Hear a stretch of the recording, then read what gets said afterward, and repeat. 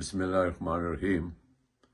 آج میں حکومت آزاد کشمیر کے لیے ایک پیغام دیتا ہوں کہ انتہائی دکھ اور افسوس کی بات ہے کہ آپ سے جوائنٹ ایکشن کمیٹی تو سنبھالی نہیں جاتی، لیکن آپ نہتے پی ٹی آئی کے سینئر زعماء کارکنوں کے گھروں میں چھاپے مار رہے ہیں اور چار دیواری پامال کر رہے ہیں۔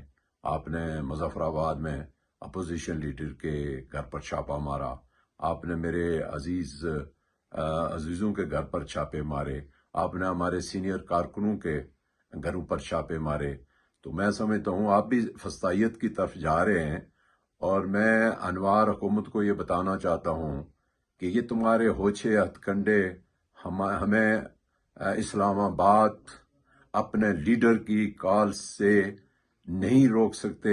ہمارے لوگ ہر صورت اسلام آباد پہنچیں گے، یہ عمران خان کی کال ہے، اور میں سمجھتا ہوں کہ آپ نے انتہائی ضلالت کی ہے کہ آپ کے پاس پی ٹی آئی کا مینڈیٹ تھا۔ آپ تو اس بات کا خیال رکھتے کہ ہم پرامن لوگ ہیں، اگر ہم کوئی کسی قسم کی ہمارے سے ایسی صورتحال پیدا ہوتی کہ خدا نخواستہ کوئی حکومت کے لیے مزاحمت کا باعث بنتے، تو ایسا ہرگز نہیں تھا۔ میں انشاءاللہ اپنے ساتھیوں سمیت ہم اسلام آباد پہنچیں گے، اور اس فسطائیت کا یہاں بھی اور پاکستان میں بھی ڈٹ کر مقابلہ کریں گے۔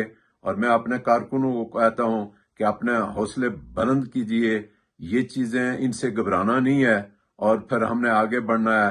ہمارا وہ لیڈر جو جیل کاٹ رہا ہے ہماری خاطر، ہماری نسلوں کی خاطر، اس کے لیے ہم نے نکلنا ہے، اور پھر آزاد کشمیر کے وقار کے لیے نکلنا ہے، تحریک آزادی کشمیر کے لیے نکلنا ہے، اور پھر ہمارے جتنی بھی ہماری کوششیں اور کاوشیں ہیں وہ آزاد کشمیر میں بھی رول آف لا اور وقار کو بلند کرنے کے لیے ہیں۔